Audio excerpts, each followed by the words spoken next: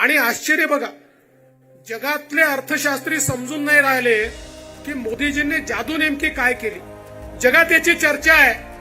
10 वर्षामध्ये या देशामध्ये 25 कोटी गरीब, 25 कोटी हे गरिबी रेषेच्या बाहेर आले.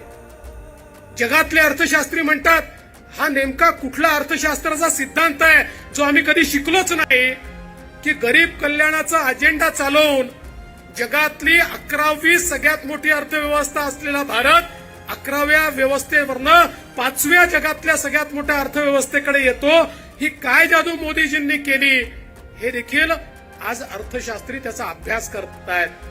मोदीजींनी सांगितलं अर्थव्यवस्था जगातली 5वी सगळ्यात मोठी मी केली, पण मुठभर लोकांच्या भरोशावर नाही केली. या ठिकाणी गरीबाला अधिकारिता देऊन अर्थव्यवस्थेला चालना दिली.